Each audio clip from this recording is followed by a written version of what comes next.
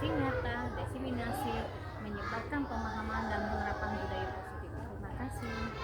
Warahmatullahi wabarakatuh. Waalaikumsalam warahmatullahi wabarakatuh.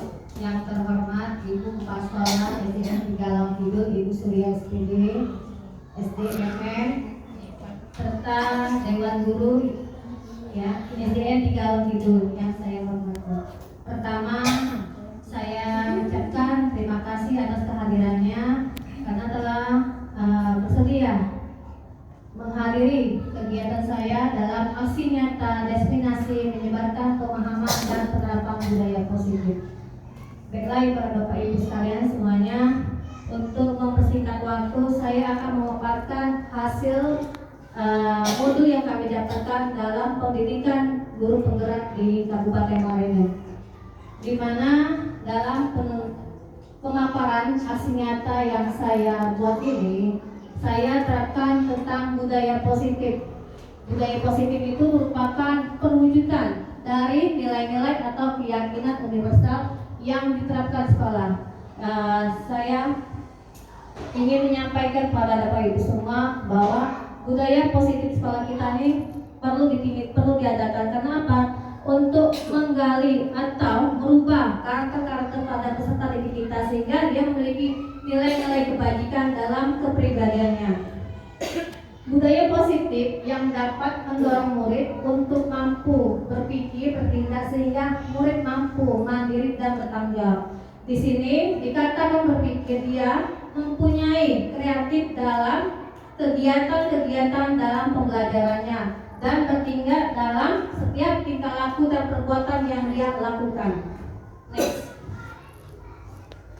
Nah, di mana budaya positif itu ada beberapa ya konsep, yaitu yang pertama tentang disiplin positif, kedua motivasi perilaku manusia, ketiga keyakinan kelas, keempat kebutuhan dasar manusia, kelima posisi kontrol seorang guru, dan keenam segitiga restitusi. Nah, ya Bapak Ibu semua, di antara 6 tersebut termasuk konsep dari menciptakan budaya positif yang perlu diterapkan di dalam setiap sekolah kita.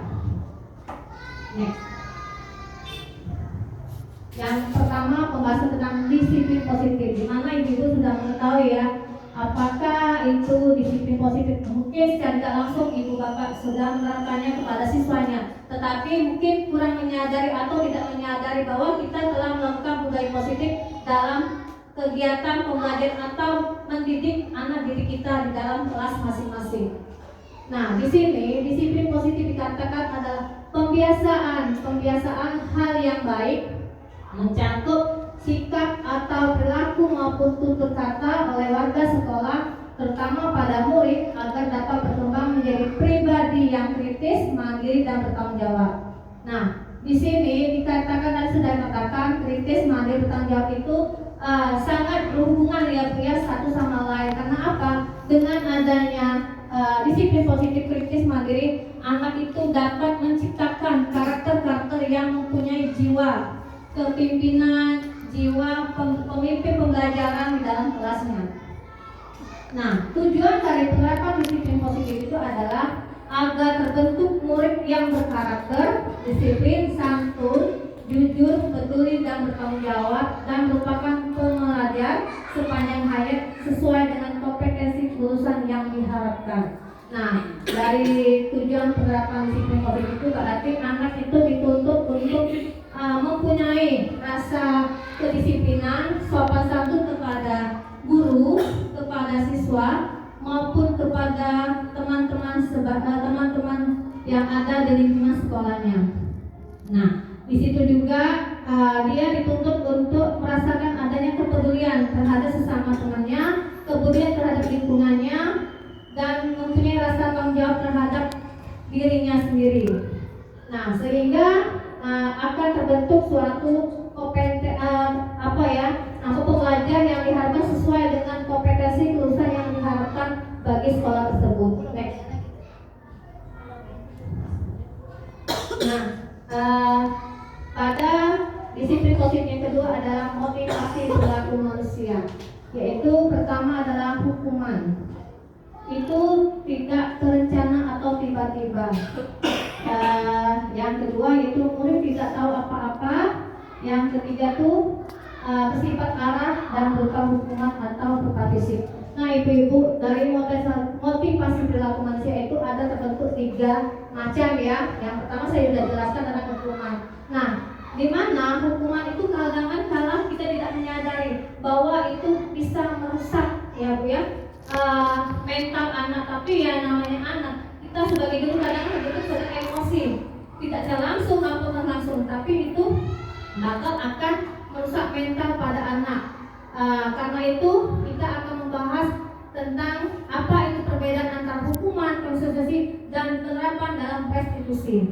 Nah, yang kedua itu konsekuensi, di mana itu konsekuensi itu terhadap terencana dan sepakati sesuai dengan peraturan. Yang kedua, murid tetap dibuat tidak nyaman. Yang ketiga, sikap guru selalu memonitor murid. Ya, ini termasuk ada hubungan dengan hukuman Bu. Ya, tapi agak lebih cenderung bisa menstabilkan keadaan murid, di mana itu murid merasa tidak nyaman, tapi sedikit-sedikit dia telah merasakan bahwa perbuatannya itu salah, dan setelah kita membuat konsekuensi dia akan menyadari apa yang telah dibuat. Nah, untuk mengatasinya itu kita buat restitusi, yaitu proses menciptakan kondisi bagi murid untuk memperbaiki kesalahan. Yang kedua, proses kolaboratif yang mengajak murid untuk mencari solusi sendiri.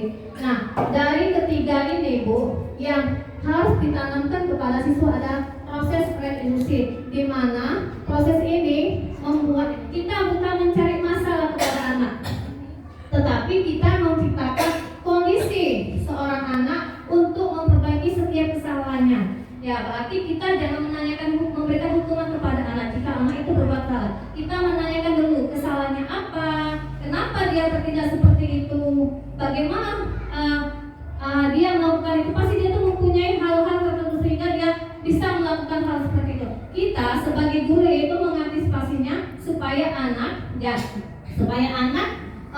untuk menyadari segala kesalahan yang dia lakukan. Nah, di sekolah kita kan, di kelas kita kan pasti ada kesepakatan kelas yang sudah kita tetapkan di kelas masing-masing. Nah, itu perlu diterapkan Bu. Dengan adanya kesepakatan kelas, maka restitusi itu ada hubungannya. Gimana? Misalkan kemarin saya ambil contoh dengan siswa saya. Kemarin ada siswa saya itu yang tidak membawa buku catatan pelajaran.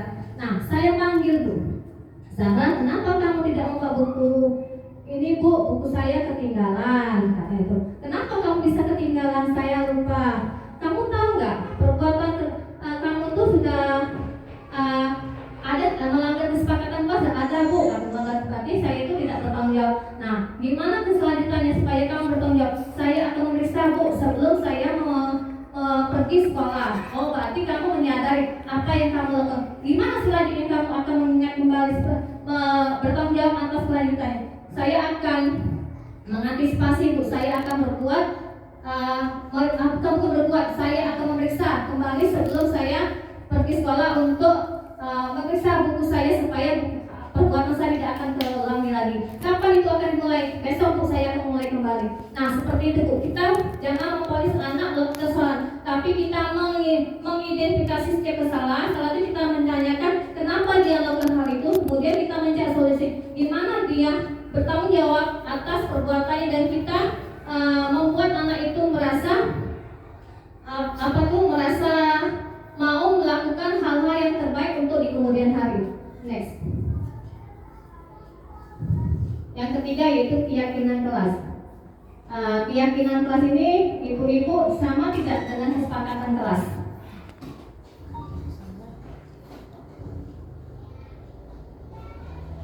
Keyakinan kelas sama kesepakatan kelas kira-kira sama tidak? Ada yang mau memberikan jawaban?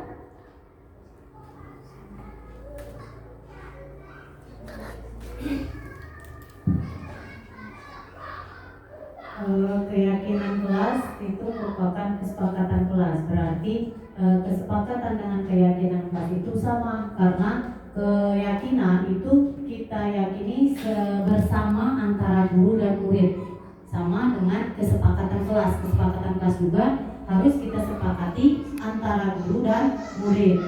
Ya, terima kasih. Terima kasih Bu Erna telah menjelaskan antara persamaan keyakinan kelas dengan kesepakatan kelas. Oh ya, betul.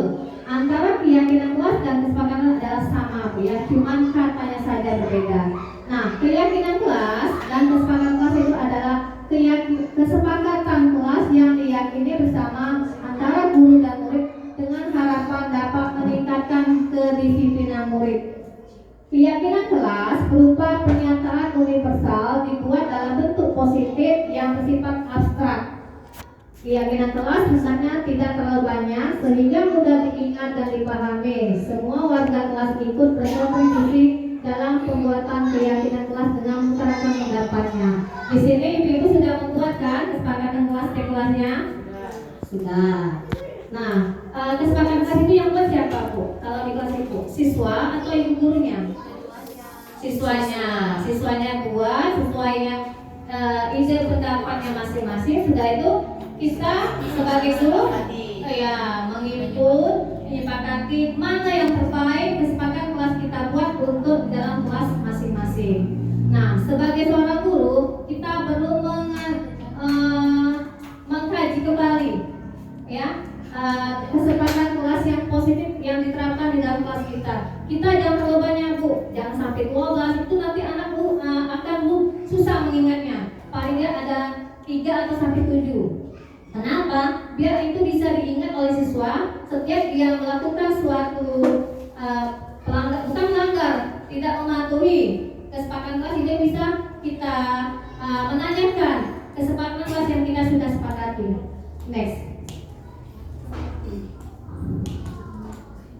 Prosedur pembuatan keyakinan kelas atau kesepakatan kelas dan sekolah, yaitu siswanya mempersilakan warga menuliskan ide tentang peraturan yang akan disepakati.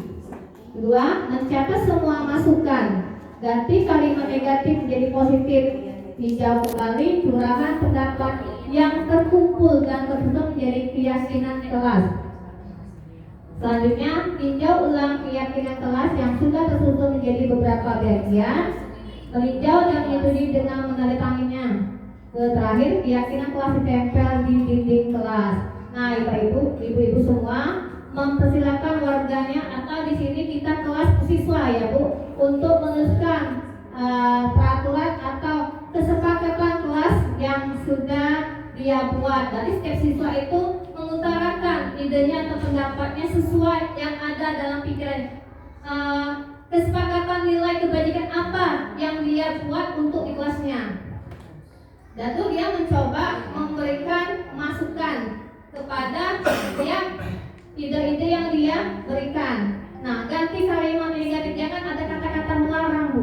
Ya, melarang buang sampah. Jangan ada kata negatif, ganti buanglah sampah pada tempatnya atau buanglah sampah pada tempat. Jangan dilarang merokok, dilarang misalnya membuang sampah sembarangan. Jangan ada kata-kata dilarang, Bu.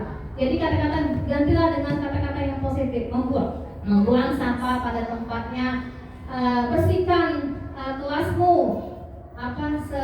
sebersih mungkin, atau pokoknya ganti kalimat positif ya gitu, Bu. Jangan ada kata negatif ya, Bu, ya, dalam kesepakatan kelas.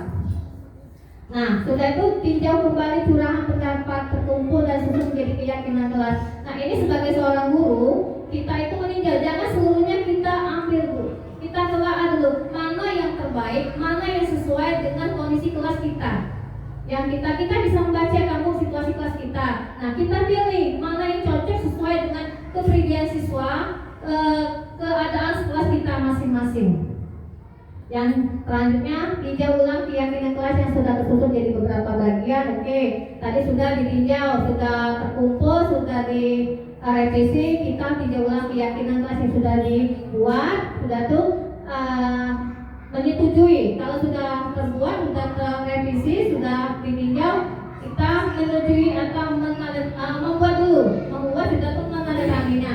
Sudah tuh kalau sudah sepakat dengan siswa, dengan guru, baru kesepakatan kelas itu dapat dapat ditempel di kelasnya masing-masing. Next. Nah, ini contohnya Bu ya, tentang antara peraturan dan kesepakatan kelas. Mengapa kita memiliki peraturan tentang memakai rambu lalu lintas berada di jalan raya? Yang kedua, mengapa ada peraturan melarang melakukan tindakan kekerasan di sekolah? Ini ada yang perbedaan antara peraturan dengan kesepakatan kelas. Nah, yang pertama itu termasuk apa ya, Bu?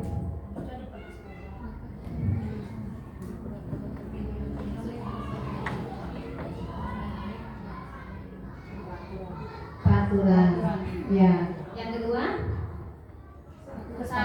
Kesepakatan. Benar. Nanti kita ada pembahasan Bu ya antara perbedaan antara peraturan dan kesepakatan kelas. Next. Baiklah Bapak Ibu, tadi kita sudah membahas tentang keyakinan kelas. Di sini kita akan membahas tentang apa itu perbedaan antara keyakinan kelas dan peraturan kelas. Kalau di keyakinan kelas itu dibuat berdasarkan kesepakatan antara guru dan siswa bersifat universal. Di sini bersifat universal dan bersifat kebersamaan Bu ya, menyeluruh. Nah, peraturan sedangkan peraturan biasanya dibuat oleh guru bersifat satu arah. Nah, dikatakan satu arah itu bersifat hanya satu yang dibuat antara sekolah Bu ya, tidak melibatkan antara siswa dan guru. Beda dengan keyakinan kelas. Nah, sekarang saya tanya kepada ibu-ibu semua, apakah ada perbedaan antara keyakinan kelas dengan peraturan? Ada yang bisa memberikan jawaban?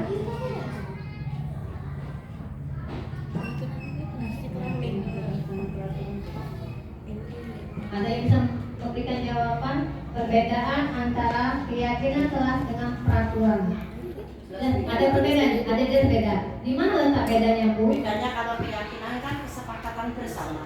Iya.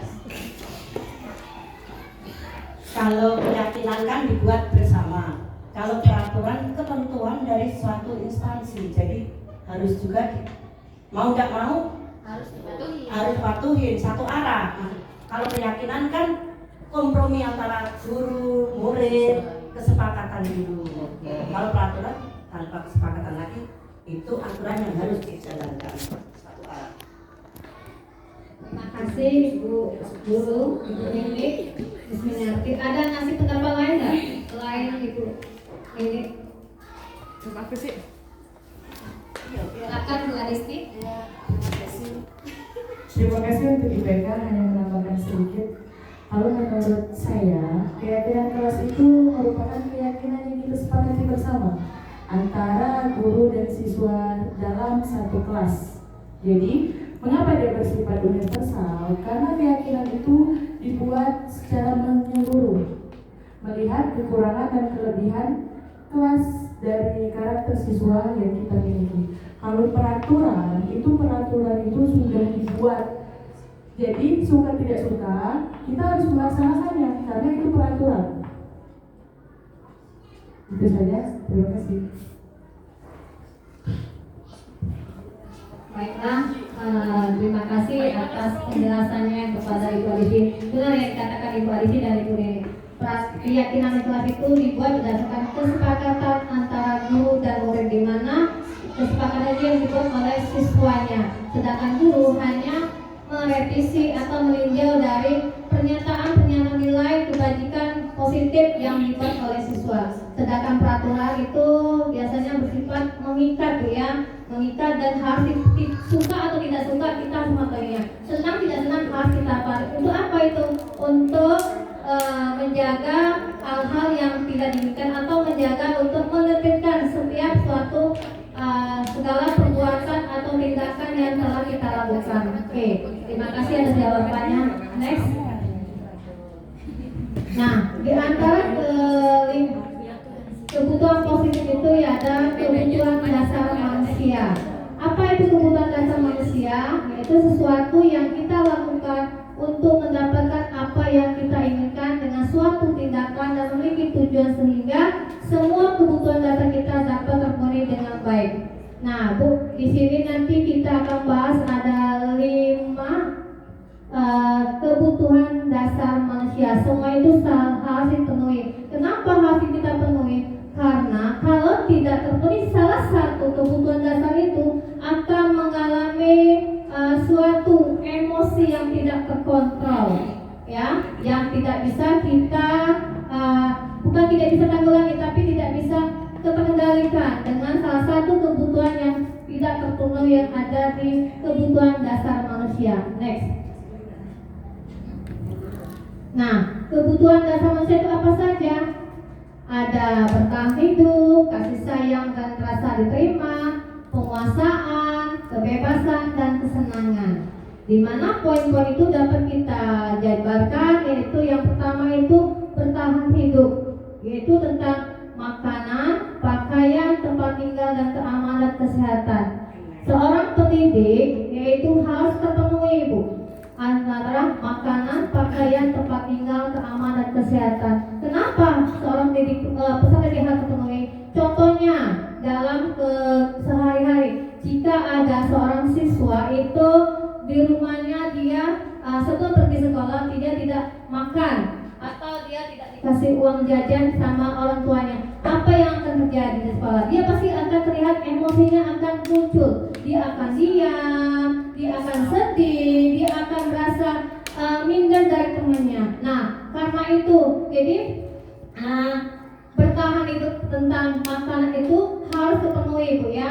Nah, misalnya keamanan juga, dia harus merasa aman, Bu, di lingkungan tempat tinggalnya, lingkungan sekolahnya. Apa? Karena itu untuk menunjang kegiatan dia dan pembelajaran. Dimana kalau seorang siswa itu tidak ada rasa aman dan keluarganya, pasti akan terjadi suatu emosi, Bu, di dalam kegiatan pembelajaran kita. Kita pasti menemukan hal-hal seperti itu pada peserta didik kita. Yang kedua, kasih sayang dan rasa diterima. Rasa diterima sini dipedulikan, kok. Misalnya ada siswa mengutarakan pendapatnya, siswa lain tidak memberikan respon. Gimana rasanya? Dia pasti kurang dihargai. Nah, sebagai guru pendidik, kita harus membagi, Bu, supaya dalam kegiatan pembelajaran itu harus aktif siswanya. Walaupun kita kan suka mengontrol pembagian kelas, pembagian kelompok dan pembelajaran, ada siswa yang kurang aktif. Nah, mungkin ada siswa juga merasa ada yang satunya yang merasa, pendapat kamu nih tidak benar. Nah, sebab kita harus memantau hal seperti itu. Jangan pasti dia tuh merasa kecil hati, kok kenapa ya pendapat saya tidak diterima? Apa alasannya? Padahal pendapat aku merasa benar. Nah, sebagai seorang pendidik, jangan sampai hal-hal itu terjadi, Bu, dalam aspek pendidik. Karena apa itu akan mengecilkan hati anak didiknya. Kalau kita di Guru Merdeka ini memerdekakan tujuan kita memerdekakan murid, gimana, Bu? Siswa itu bebas mengeluarkan pendapat ide-idenya dalam kegiatan pembelajaran. Jadi siswa itu bukan berarti dia itu bebas nggak berbuat tinggal, itu bukan, Bu. Ini bebas dia itu mengutarakan pendapat dalam setiap pembelajaran. Nah, di mana dalam penerapan Ki Hajar Dewantara itu seorang guru itu harus menuntun,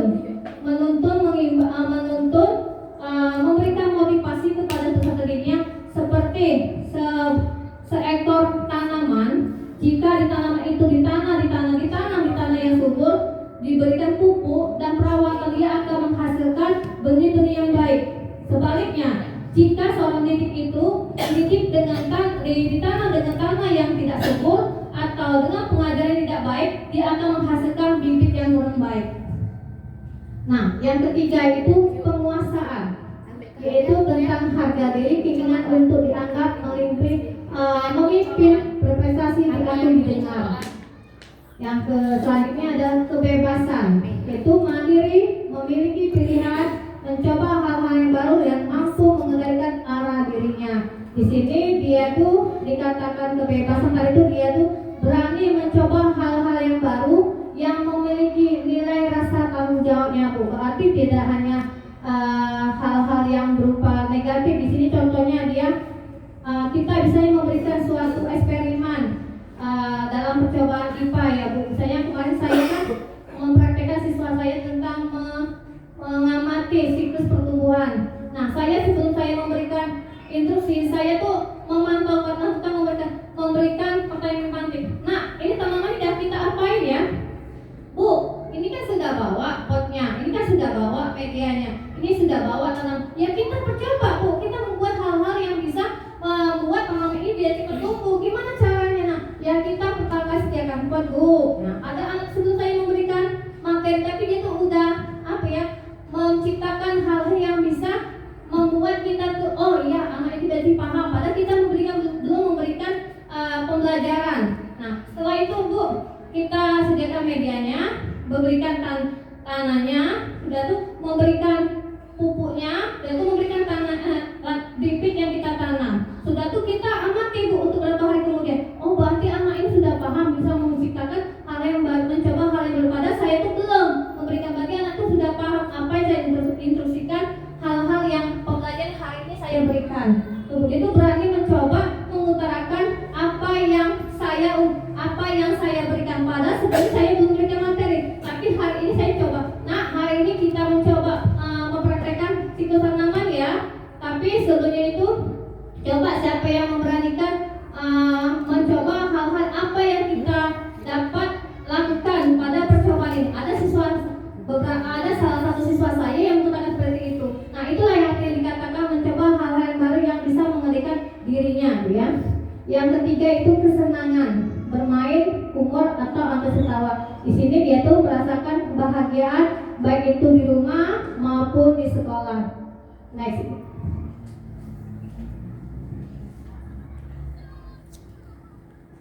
Nah, dampak positif yang selanjutnya yaitu tentang posisi kontrol seorang guru. Yang ada poinnya ada 6 Bu ya, yaitu pertama penghukum, pembuat merasa bersalah, teman, pemantau, manajer. Nah, di mana dikatakan hukum adalah menghargai. Tadi Bu ya sudah katakan bahwa menghukum itu bisa merupakan ada dampak pada anak. Apa dampaknya pada anak?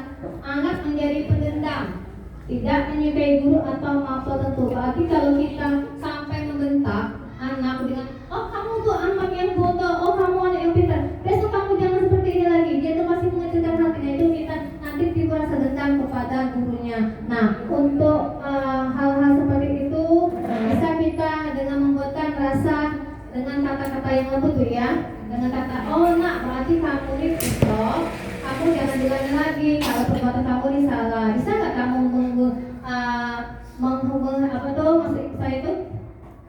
menggunakan hal-hal yang baik, jangan membuli teman. Bisa nggak menggunakan kata-kata yang sopan kepada teman, jangan berbuat kasar kepada teman. Kalau kita sampai menunjukkan kepada teman sampai bertunjuk, itu akan menjadikan anak itu timbul rasa pendendam kepada gurunya.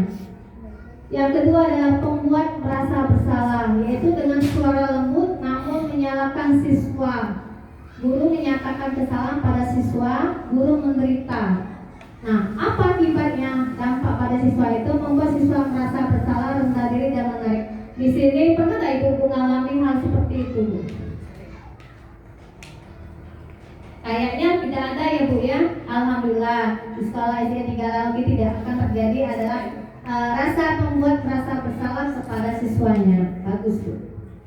Yang ketiga, posisi kontrol seorang guru yaitu sebagai teman, di mana guru itu bersikap ramah, cenderung bercanda gurau untuk menghangatkan suasana. Nah, ini pasti sudah diterapkan ya Bu pada siswanya. Alhamdulillah. Selanjutnya adalah pemantau, yaitu dengan nada bicara dan ekspresi datar. Identitas berhasil, pemantau tetap memantau saat siswa yang diberi sanksi. Yang sudah saya katakan tadi ya Bu ya. Jika anak melakukan suatu kesalahan, jangan langsung memvonis Bu. Kita tanyakan dulu kenapa dia berbuat seperti itu.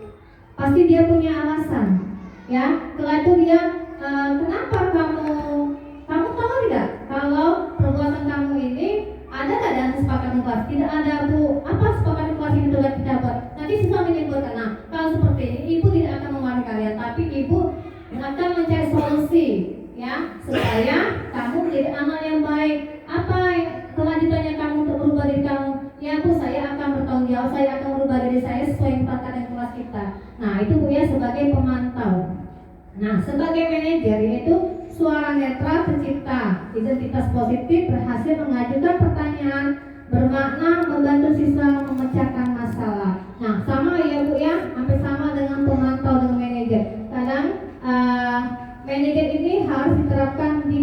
Bu. Kenapa itu diterapkan di kelas kita? Supaya anak tuh mempunyai kepribadian karakter yang bertanggung jawab, bisa mandiri, dapat memecahkan masalah dia yang hadapi. Sebagai guru, kita hanya sedang mencari solusi setiap kesalahan yang ada terjadi pada anak. Nah, dampak sebagai seorang manajer itu yaitu murid PD memecahkan masalah sendiri. Berarti setiap permasalahan seorang guru itu hanya memberikan solusi kepada anaknya supaya anak itu akhirnya bisa menjadi pribadi yang bertanggung jawab, dapat menyelesaikan masalah sendiri secara bertanggung jawab. Next. Segitiga restitusi, yaitu segitiga restitusi itu suatu proses dialog yang dijalankan oleh seorang guru atau orang tua agar dapat menghasilkan murid yang mandiri dan bertanggung jawab. Segitiga restitusi membantu murid memiliki tujuan, disiplin, positif, dan memperbaiki dirinya setelah berbuat salah. Segitiga restitusi bukan untuk menebus kesalahan, namun belajar dari kesalahan. Nah, yang sudah saya sampah sembarang. Kalau ketinggalan buku dari opo saya lupa karena saya buru-buru. Nah, kalau yang tadi membuang sampah, opo saya itu males bu buang sampah keluar ke dalam tempat sampah. Karena apa? Jauh. Padahal itu ada di depan kelasnya sendiri. Nah, berarti dia itu punya alasan kenapa dia sampai berubah seperti kamu. Tahu tidak? Kalau perbuatan kamu itu sudah tidak sesuai dengan kesepakatan kelas saya. Tahu bu, apa kesepakatan kelas yang kita buat? Tidak membuang sampah pada tempatnya, menjaga kebersihan di kelas. Nah, kalau kamu udah tahu, gimana kamu merubah diri kamu supaya kamu lebih baik? Saya akan membuang sampah pada tempatnya bu. Kapan kamu mulainya? Besok saya akan mulai. Nah, seperti itu bu, memberikan pertanyaan, validasi tindakan yang salah, sudah tuh menanyakan keyakinan yang sudah kita buat. Nah, keduanya ini sebelum kita laksanakan, kita mesti identitas apa? Kita menanyakan dulu pada siswa. Sebelum kita mempolis atau kita menanyakan pada siswa. Nah, seperti itu ya pemaparan saya pada hari ini. Next. Nah, selanjutnya Bu, pemaparan saya tentang aksi nyata dari nasi menyebabkan penerapan budaya positif itu ada menstabilkan identitas, validasi tindakan yang salah, dan pos keyakinan. Tadi sudah saya jelaskan dengan memberikan contoh-contoh yang ada saya terapkan di dalam kelas saya. Kemarin saya sudah membuat video tentang segitiga restitusi yang baiklah Bapak Ibu, kita lanjut kembali ya tentang segitiga restitusi itu meliputi tadi sudah saya jelaskan itu menstabilkan identitas, kedua validasi tindakan yang salah, dan menaikkan keyakinan. Di antara 3 poin ini yaitu termasuk segitiga restitusi yang dapat kita terapkan kepada siswa kita di kelas masing-masing. Jadi sebelum siswa memponis suatu siswa membuat kesalahan, alangkah baik kita menanyakan dulu yaitu yang dimana itu termasuk tentang menstabilkan identitas. Yaitu yang kedua, validasi tindakan salah itu mengapa dia sampai buat seperti itu, pasti dia punya alasan. Nah, gimana seorang guru itu harus memberikan suatu solusi agar siswa itu mampu merubah hal-hal yang tadi berbuat kesalahan, jadi berubah menjadi perbuatan yang bisa membangkitkan atau membuat diri menjadi bertanggung jawab dan dapat menjadi kepribadian yang baik. Yang ketiga itu menanyakan keyakinan itu setelah perbuatan dilakukan itu ada tak kita menanyakan keyakinan yang sudah kita buat di dalam kelas masing-masing, berhubungan tidak antara keyakinan kelas sama yang perbuatan dia lakukan. Kalau seandainya dia tidak mengetahui keyakinan kelas yang sudah kita buat ini, diminta siswa untuk menyebutkan keyakinan kelas yang telah kita sepakati bersama, sehingga dia akan merasa oh jadi berarti perbuatan saya ini salah ya Bu, berarti keyakinan yang sudah kita buat kita harus patuhi. Kenapa harus dipatuhi? Karena yang buat keyakinan kelas sepakatan itu adalah kamu sendiri, bukan orang guru, tapi kesepakatan kita bersama antara guru dan murid. Next.